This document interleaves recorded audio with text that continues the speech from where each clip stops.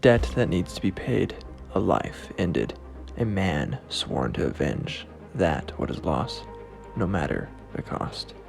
Hello and welcome to Liam's Lyceum. I'm your host Liam, aka Hembar, and today I'll be doing a spoiler-free review of J.T.T. Ryder's The Viking-Gael Saga.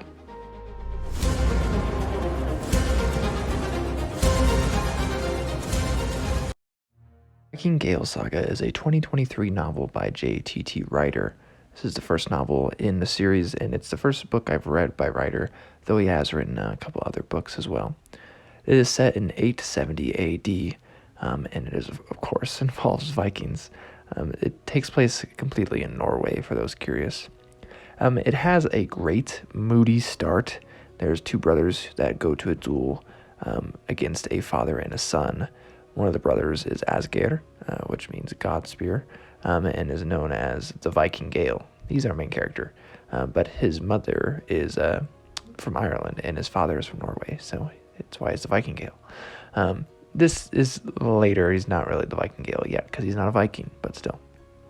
And he grew up on the Isle of Egg, in one of the Hebrides, but he has lived in Norway for several years. Odd is his brother, and he has a sword named Gale Kisser, which is their father's.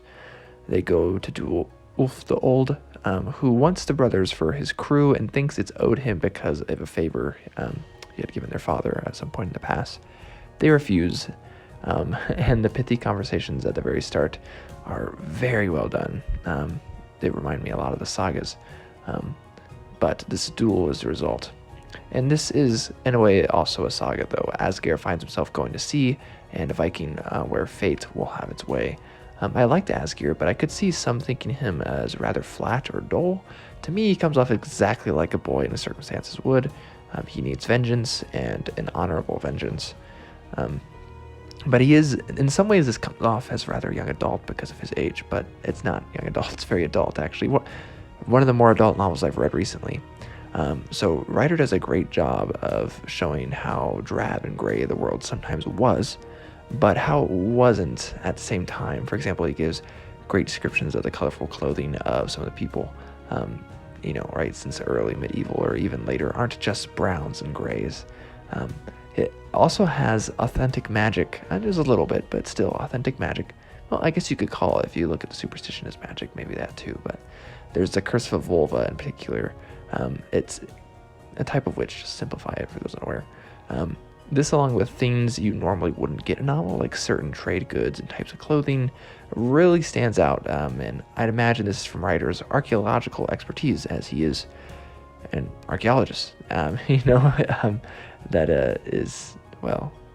He studies Viking stuff, essentially, as an archaeologist. But it is pretty adult, like I mentioned. There's cursing, again, a bit more than your normal novel, at least normal novel that I read, and I read a lot.